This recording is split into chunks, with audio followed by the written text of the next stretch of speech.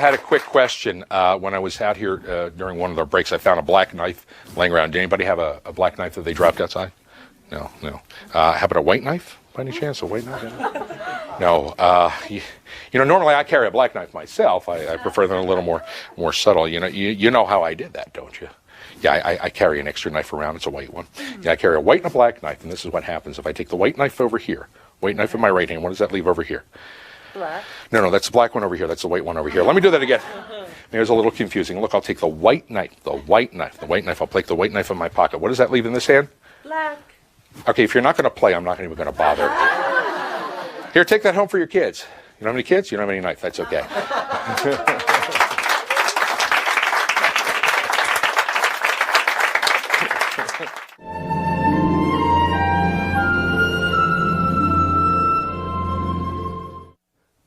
Color-changing knives.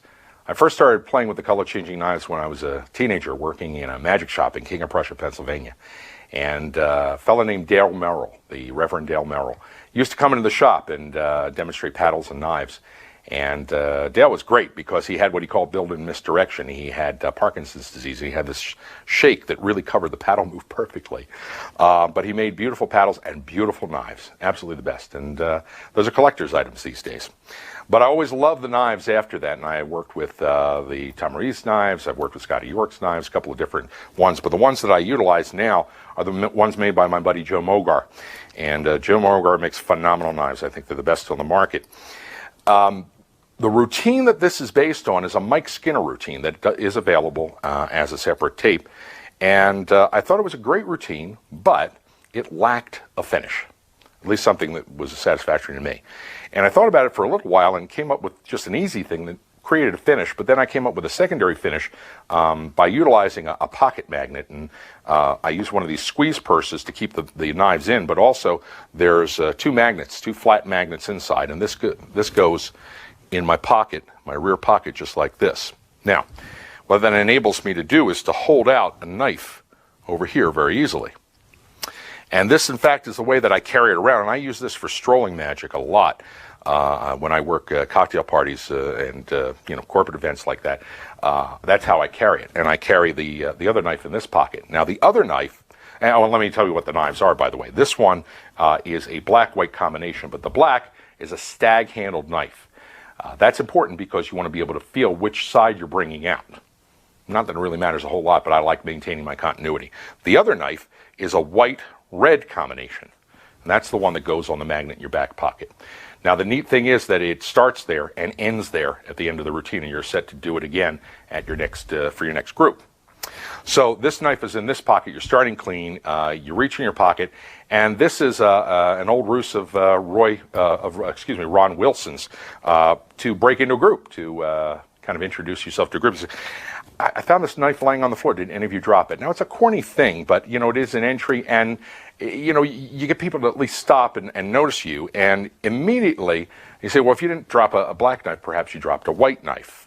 And the change there is you're just showing the knife like this. That's the standard paddle move, and you don't want to overdo it. You show it once and back, and I pivot the knife in. I'm holding it between my index finger and thumb, and as I pull it in with my middle finger, the knife turns over and kicks it back out again. So it's a nice quick little change, just like this.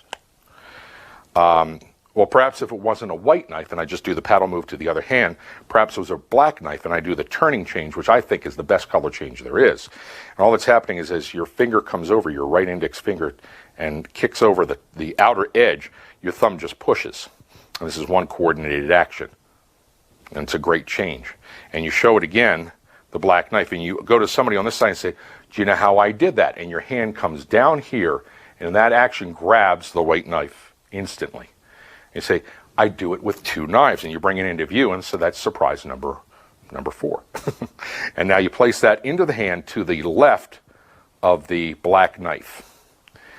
And you close your hand in a fist, and as you do, you push out the black-white knife, white side up with your thumb, and you show it over here and say, look, if I have the white knife in this hand, what does that leave in this hand? No, that's the white knife. The black knife is over here. Let me do that again. And you do the turnover as you put it into the hand. You push it out again, show the white knife, and you place it back in your pocket. Here you're just going to turn the knife over with your fingers to set you up for the finish, as you say. And what does that leave in this hand? And I open it up to expose the red knife, which is the big surprise. And I said, well, if you don't want to play, I won't bother. Here, tell you what, you can take these home to your kids. And I'm just doing a pivot vanish, that is pretending to grab the knife, but pivoting this. And this has a nice burn on it. And as I gesture over here, I'm immediately ditching this knife onto the pocket magnet again. I say, why don't you take that home to your kids, or if they're an older person, their grandkids. You don't have any grandkids? That's okay. You don't have any knives either. And now you're automatically reset to do this all again. And that's my color changing knife routine called Cutting Edge.